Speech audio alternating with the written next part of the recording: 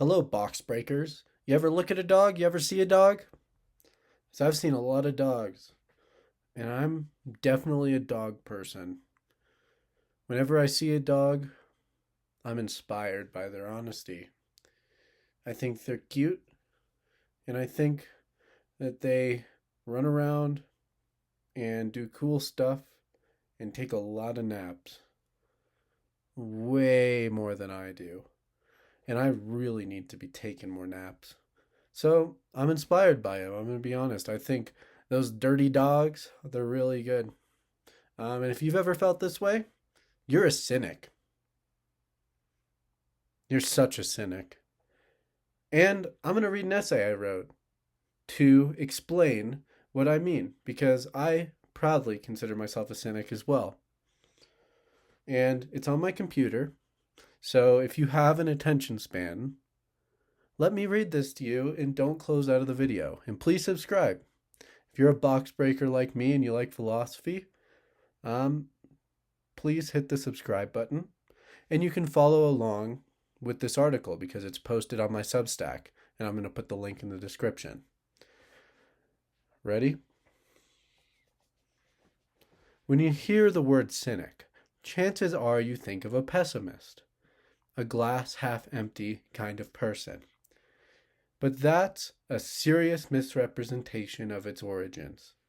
The ancient Cynic school of philosophy was far more radical and interesting. The word cynic comes from the Greek word, forgive me for the butchering of this pronunciation, cynikos, meaning dog-like, derived from kion or dog. The Cynics lived simply, shamelessly, and often in public, living like dogs and rejecting societal norms around modesty and materialism. This essay won't dive into the historical details of cynicism, which have been well covered elsewhere. Instead, it explores a more universal question. What does it really mean to be dog-like? And why has the figure of a dog, in animal nature more broadly, held such a strange magnetic pull on the human imagination? There's no single essence of what it means to be a dog. Different breeds have widely different temperaments. A pit bull is not a golden retriever. Some dogs are practically materialists, devoted to gourmet treats and plush toys. Others have only known the streets, surviving off moldy 10-day-old pizza. Some would eat both without hesitation. Yet despite their differences, there's something unmistakably unsuperficial about the way dogs behave. They act with raw, unapologetic presence. They are shameless in the best sense of the word, embodying what the ancient Greeks called, and forgive my terrible pronunciation again, anadeia, a refusal to conform to social expectations of modesty or restraint. A dog doesn't care if it devours your entire bag of chips while you're in the bathroom. This kind of shamelessness stands in sharp contrast to the Greek god Hybris. Hybris, connected to the English word hubris, who represents excessive pride and arrogance, qualities that often distance us from mercy, humility, or authenticity. I'm about halfway. Do not close off the video. The kind of shamelessness a dog represents to many people is deeply connected to our inner child. It resembles the behavior of infants and small children who haven't internalized the pressure to behave appropriately according to social norms. In this sense, shamelessness isn't inherently good or bad. It simply reveals something unfiltered. Whether it feels liberating or threatening depends on what a culture's norms are trying to repress. If those norms are overly rigid, cruel, or performative, then shamelessness can be a kind of healing rebellion. but in other contexts, it can look like selfishness or insensitivity. And in case you heard that notification, that was my phone. The concept of animal nature more broadly ties to this point. Across many world religions, the idea of an animal soul has been slandered and subdued. In Buddhism, the monkey mind is seen as chaotic and must be tamed.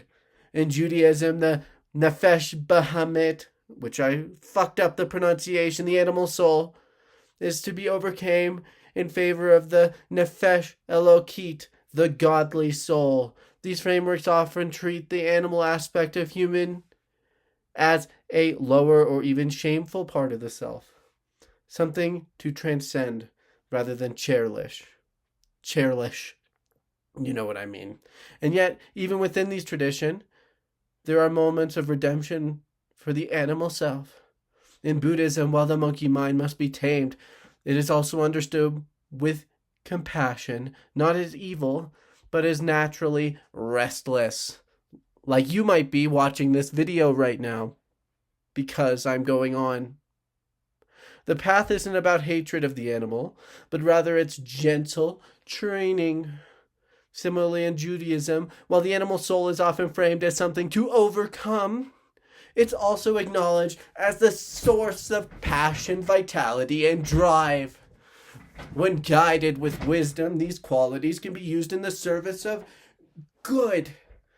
The animal soul is not an obstacle to transcendence, but a part of the fuel for it. Therefore, the distinction I made earlier between healthy and unhealthy forms of shamelessness applies far beyond ancient Greece. Being a cynic in its deeper original sense can actually serve as a form of inner child healing. It invites us to reclaim parts of ourselves that existed before we were shaped by shame, without requiring allegiance to any particular religious or philosophical system. Terms and conditions may apply. In a modern context, this is a neurodivergent affirming lifestyle. While many forms of neurodivergence have been subject to arbitrary foot binding of the mind, neuromolding us to fit societal norms. Embracing the unashamed nature of dogs can serve as a potent inspiration, as I said in the beginning of the video. In a sense, I proudly consider myself an optimistic cynic. I look to animals not as symbols of inferiority to humans, but as guides. Their shamelessness, simplicity, and authenticity offer lessons that transcend societal norms that often limit us. And I'm just going to stop there. No, I gotta listen to my own rules. I have to finish.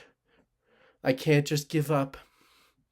And I hope you haven't either on listening to me.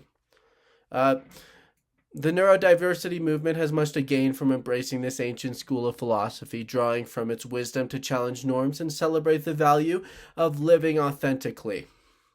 Revaluing the term cynic could serve as a bridge connecting current liberation struggles to long-standing trends in both Eastern and Western cultures. End. All right. Excuse me. And let me catch my breath. And I encourage you to do the same. All right. So, living shamelessly.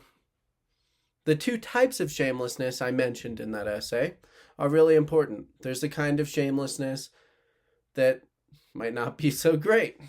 But then there's the feeling of shame we inherit from the way we're raised in our culture that makes us feel ashamed of things that are more connected to just being a child. And being a child, and accepting our inner child nature is what I mean, not literally being a child, helps us heal. And dogs always have this to a large extent. And you can see when they've been traumatized more easily. Sometimes they're anxious. Sometimes they're skittish, like when someone lifts their hand or something because they were abused. And dogs are not something to not something to be looked down on, in my opinion. They're they're more honest than a lot of people, and whenever I see a dog, I think they're fantastic. And being a cynic, I think the word should be reclaimed to this. I'd say even a lot of the beat poets were cynics in the way I'm explaining here, and they embraced a certain kind of simplicity.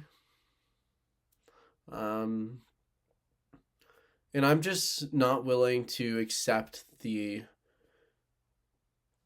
common definition of what it means to be a cynic. And if someone ever calls me a cynic, I'm going to explain them shamelessly what I've written here and what I'm explaining to you here.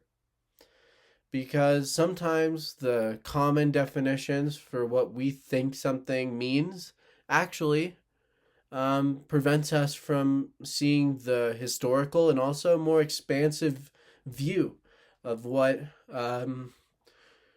something is. And I'm an optimistic cynic. I'm not always sad or going like, this can't happen. No, that's not realistic. That's not practical. Because that's not what a cynic is. And that's just not how I uh, want to convey what cynicism is. So when people present me with that common definition, I'm going to push back a little and just laugh about it because I realize how easy it is to miss. So the first cynics, it wasn't Diogenes, although Diogenes is sort of hilarious because he brought a plucked feather chicken into Plato's academy in Athens to refute the definition Plato was presenting that humans are featherless bipeds. It was comedic. And there's something hilarious about someone who's actually a cynic because they're willing to walk into the academy and be shamelessly funny, because we all know that class is really boring a lot of the time when you're in college or high school or whatever you're in or past in your life.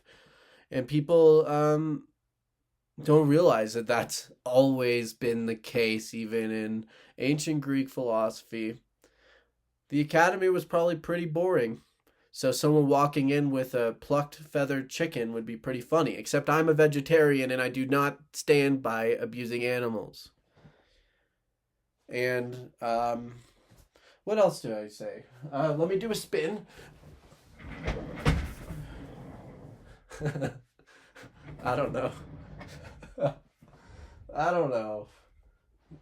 You know what? Being a cynic. What else do I have to say? Don't leave and subscribe. And I think I got my idea across, but if you have any suggestions for videos, let me know. And tell me if you are an optimistic cynic or if you hate me for it. And if you hate me for being an optimistic cynic and you're like, whatever. Because I'm not an activist and I'm not going to try and change your mind. I'm just some guy here throwing this fidget toy around. And I really don't care.